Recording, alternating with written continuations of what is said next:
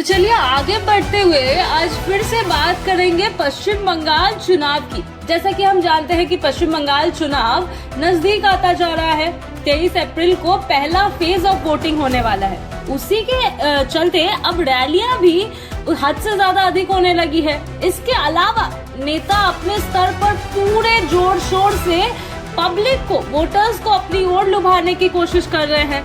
अब इसी पूरे कार्यक्रम के बीच बंगाल चुनाव में एक अनोखा प्रचार देखने को मिला। अभी तक तो सिर्फ रैलियां, संबोधन, प्रमाण पत्र ये सब जारी हो रहे थे, लेकिन अब एक बहुत ही अनोखी चीज देखने को मिली है, वो भी बीजेपी के उम्मीदवारों की तरफ से। जी हाँ, जलेबी तलकर और रसगुल्ले बनाकर साध रहे हैं वो वोट। बहुत बड़ी खबर है ये कि पश्चिम बंगाल में आखिर में विधानसभा चुनाव या मैं ये कहूँ कि वोटर इलेक्शंस के लिए इतनी ज्यादा भीड़ भड़क हो चुकी है कि अब उम्मीदवार अब जलेबी और रसगुल्ले बना के वोटर्स को अपनी ओर लुभा रहे हैं।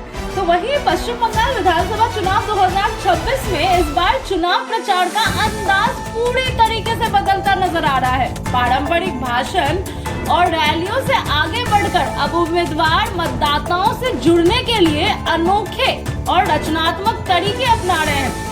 इसी कड़ी में भाजपा उम्मीदवार स्वराज घोष ने अपने प्रचार के दौरान कुछ ऐसा किया जिसने लोगों का ध्यान पूरे अपनी तरफ खींच लिया है। जी हाँ, हुगली जिले के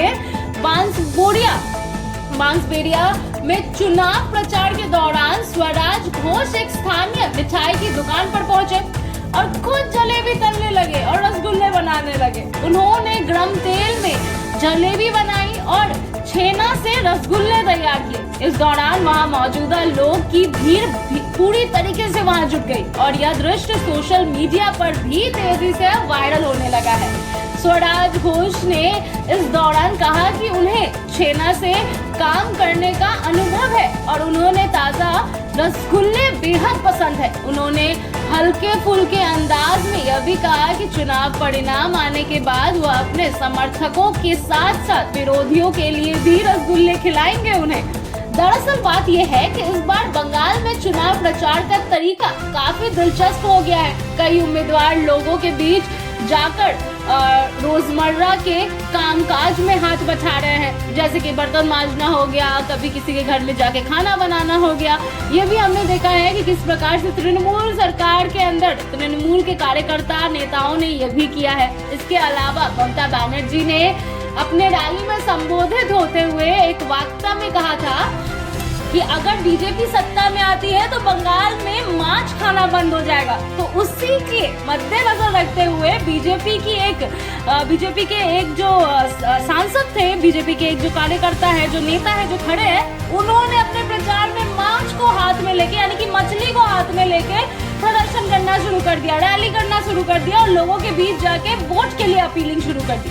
तो वहीं कोई खेतों में किसानों के साथ काम कर रहा है तो कोई नाई की दुकान पर बाल काटते दिख रहे हैं। इन गतिविधियों का मकसद सीधे जनता से जुड़ना और एक आम आदमी की छवि पेश करना है। राजनीतिक विश्लेषकों का मानना है कि सोशल मीडिया के दौर में ऐसे अनोखे अभियान तेजी से वायरल होते हैं और मतदाताओं पर गहरा प्रभाव डालते हैं। भाजपा और तृणमूल कांग्रेस दोनों ही दल इस तरह के प्रचार के जरिए वोटर्स को ध्यान खींचने की कोशिश कर रहे हैं। हालांकि आलोचक इस इवेंट मैनेजमेंट और दिखावटी राजनीति भी बात कर रहे हैं। जी हाँ, बहुत लोग कह रहे हैं कि ये बस दिखावे के लिए है। इलेक्शन से पहले हर साल ही ऐसा होता है और इलेक्शन के बाद कोई नहीं दिखता है। जहां असली मुद्दों से ध्यान भटकाने की कोशिश की जा रही है, फिर भी यह साफ है कि चुनावी रणनीति अब केवल भाषणों तक सीमित नहीं रह चुकी है, बल्कि जनता के साथ जुड़ने के नए पैतरे और तरीके अपनाए जा रहे हैं दोनों पार्टियों की तरफ से। जैसे जैसे मतदान की तारीखें नजदीक आ रही है, वैसे वैसे प्रचार का भी अनोखा रंग और गहरा होता जा रहा है।